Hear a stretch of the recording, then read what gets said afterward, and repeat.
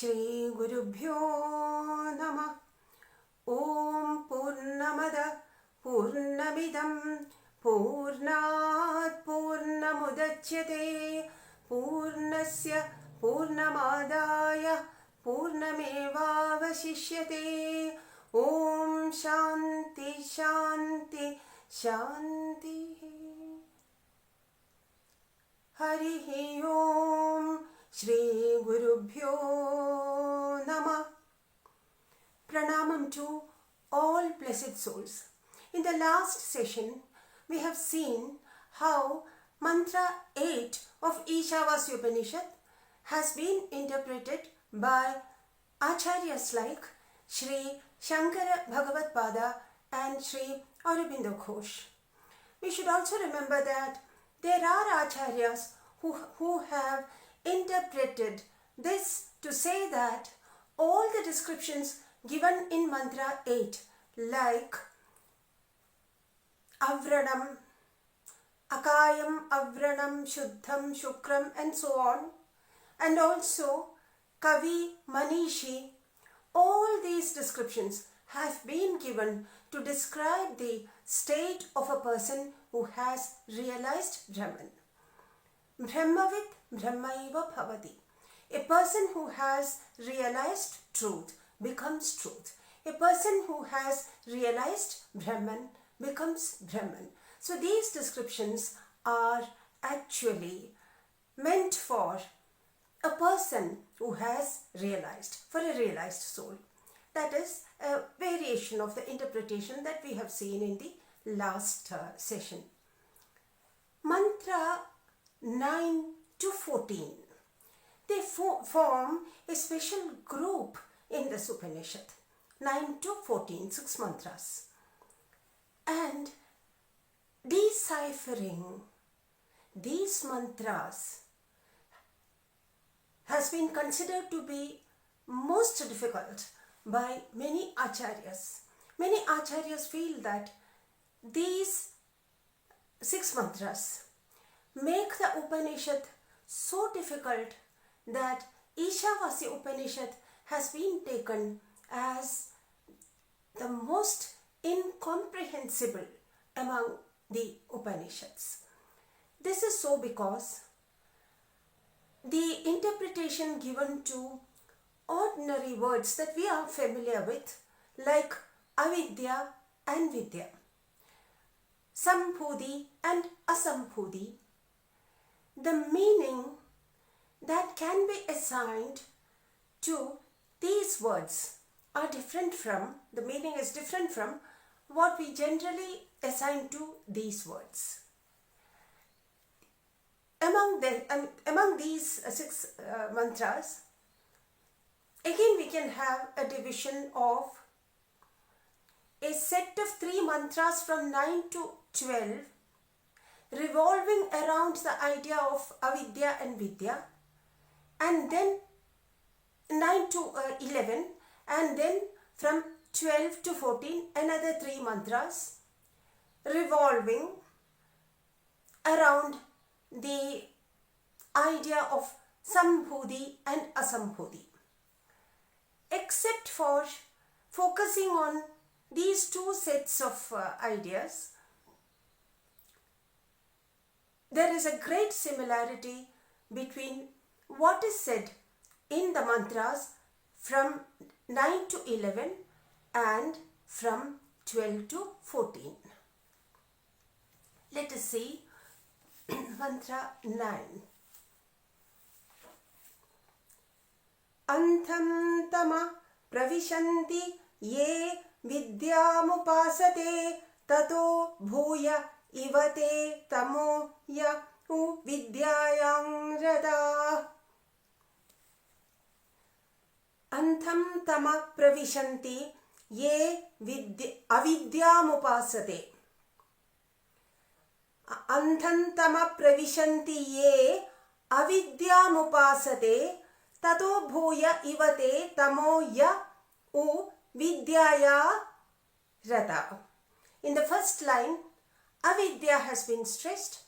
In the second line, vidya has been stressed. Antam tama pravishanti ye avidyam upasate. Those people who worship avidya, they enter pitch darkness. And tato bhuya ivate tamo ya u vidyayang rata. Those people who revel in vidya, who worship vidya, they enter greater darkness. It's very difficult to understand the sense of the mantra if we take avidya merely as ignorance and vidya merely as knowledge. Sri Shankara Bhagavatpada said that here avidya has to be taken as action born of ignorance. People who resort to action, fully desiring the fruits for themselves and looking for very ordinary results, not for Atma-jnana, spiritual knowledge or anything, bhakti, spiritual knowledge or anything, but merely to achieve their mundane wishes. Those people who act out of ignorance, they enter great darkness. They move from darkness to darkness. We have already seen that in Mantra 3. Here avidya, more than ignorance, it means action born of ignorance, selfish, motivated, actions born of ignorance. Such people who indulge in such actions enter darkness. And people who revel in vidya, knowledge, they enter greater darkness.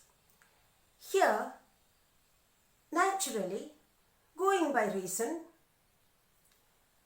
vidya cannot be Atma-jnana, it cannot be spiritual knowledge. Spiritual knowledge liberates. So what is the kind of knowledge that takes us to greater darkness than the darkness into which people who resort to action born of ignorance enter? That can only be knowledge of the devatas who are worshipped through yajnas and yagas.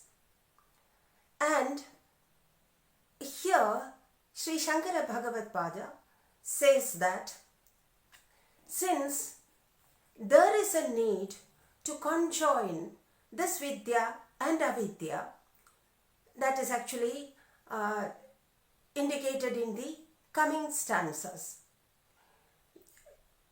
We have already mentioned that 9 to 11 is a unit by itself in this mantra. Mantras from 9 to 11 that form a unit by itself.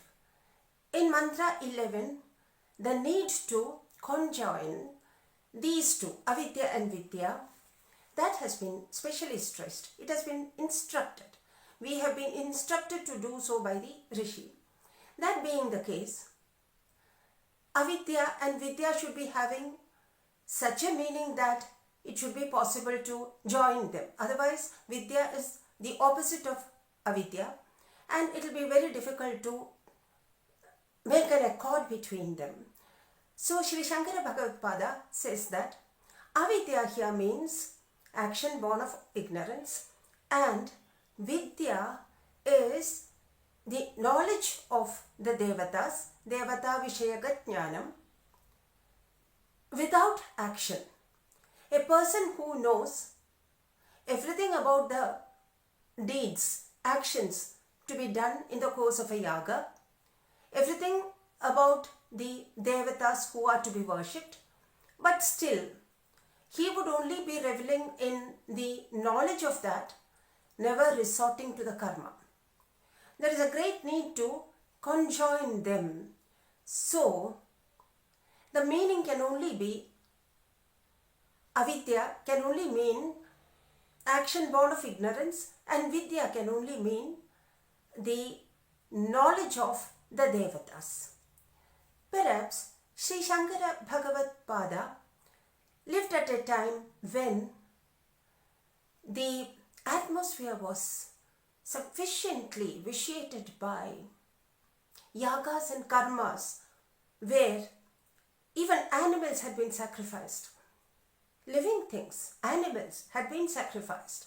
Instead of sacrificing selfishness, greed, anger, lust, instead of all that, through the yajnas, people, misguided people, were made to resort to sacrifices where the animals, living animals, had been killed. There was a great need to clear the atmosphere of this bad practice.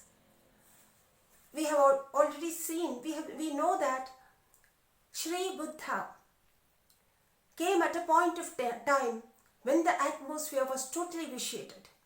So much so that Sri Buddha denounced the practice of sacrificing animals in yagas to the extent of being called a person who was actually against the Vedic principles. Even at the cost of his own image, he had tried to clear the atmosphere of this bad practice. And probably Sanatana Dharma had taken a big beating because of this misguided practice.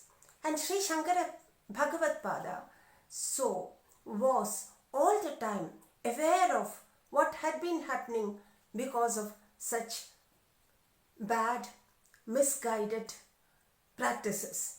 And probably that was the reason why Sri Shankara Bhagavad-pada had given this kind of an interpretation.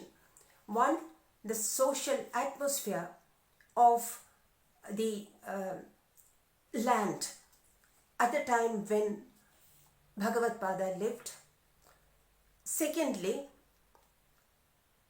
the need to conjoin these two ideas in accordance with the advice given by the Rishi in Mantra 11, and because of the contradictory nature of Vidya and Avidya in the normal sense. So naturally, the ordinary meaning cannot be given to that. With all this in mind, probably Shankara Bhagavad-pada had given this kind of an interpretation with all this in mind. The interpretation given by certain other acharyas we have to see, and they, particularly because they lived at a time when the social atmosphere was different, the religious atmosphere was different, the compulsions of doing and yaga and yajna was totally different, and so it would be worthwhile to see the interpretations given by certain other acharyas also. Let us do that in the next session. Hari Om. Pranamam to all blessed souls.